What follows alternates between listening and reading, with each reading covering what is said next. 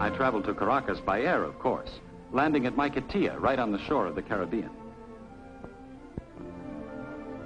Then we started up through the mountains on one of the most remarkable highways in the world, the Autopista.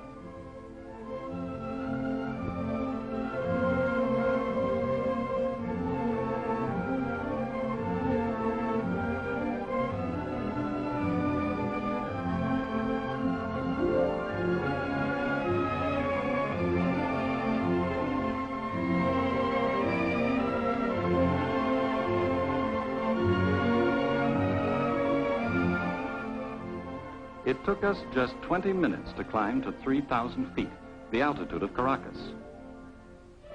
Suddenly, we were in the city.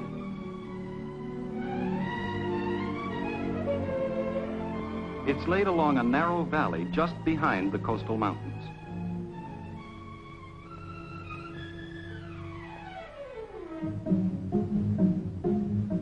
The downtown area is dominated by the Central Simón Bolívar, a building development something like Radio City, except that superhighways go through it and under it.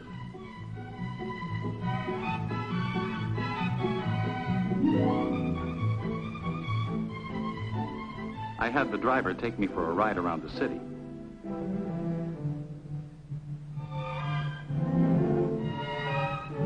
He showed me the new sections in the east, where just 10 years ago there were sugarcane and coffee plantations.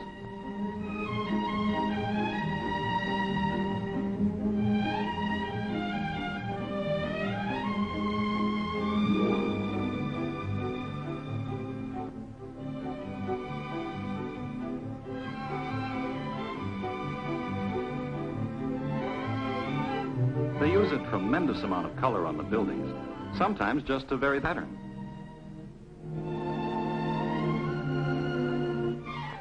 And sometimes for artistic effect, giant mosaics, 6 to 10 stories high.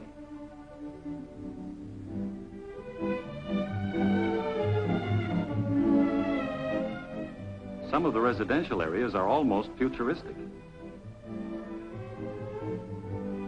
But others are so quiet and tranquil that you seem to be in another world.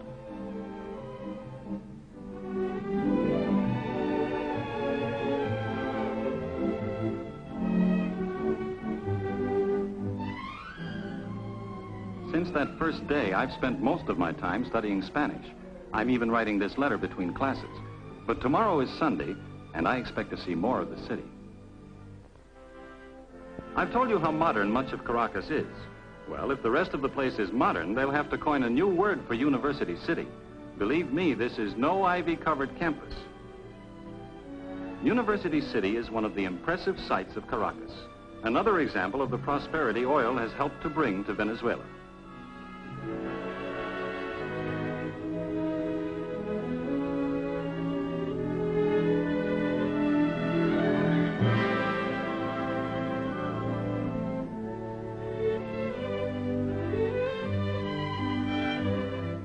The university isn't tucked away by itself. It's part of the city, and it provides the city with many things, from medical care to a beautiful stadium for soccer and track, and another for baseball.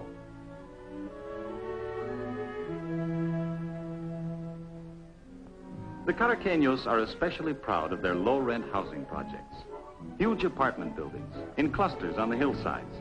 We have nothing like them at home. But some things are just like home. The new business sections, the shop windows filled with goods purchased in the United States,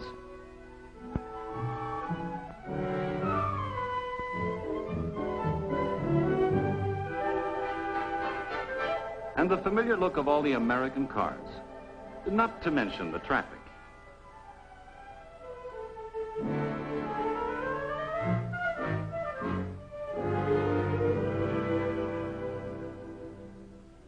I've also seen some of the historic spots of Caracas, like Plaza Bolivar, the old Spanish square with the statue to the liberator, who led 6 South American nations to freedom. And Casa Natal, the birthplace and home of Simón Bolívar. The old colonial house is now a museum of Venezuelan history.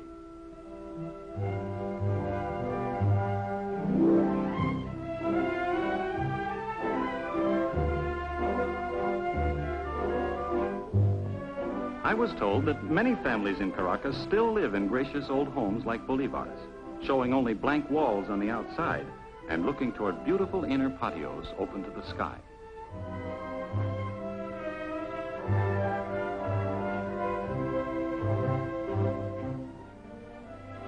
My Caracas life, for most of the past month, has centered on just one building, the Spanish school.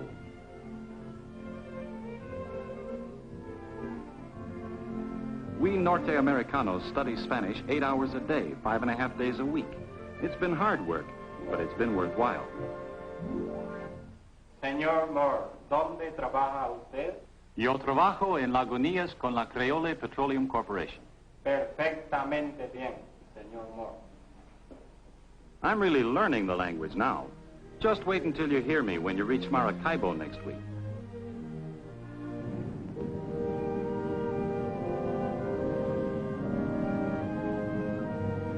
Atención, por favor. La línea aeropostal venezolana anuncia la llegada del vuelo número 201 procedente de Miami.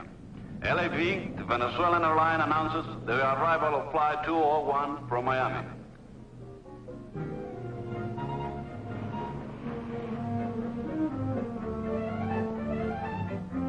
Su atención, por favor. Después de cumplir requisitos de migración y aduana, los pasajeros saldrán por la salida este del edificio.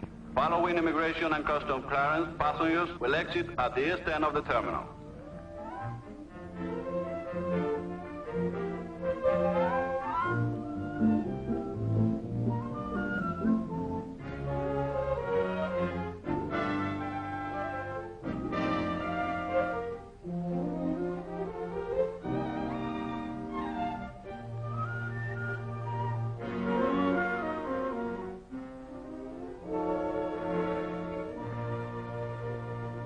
Is this all? No, we have 2 more bags.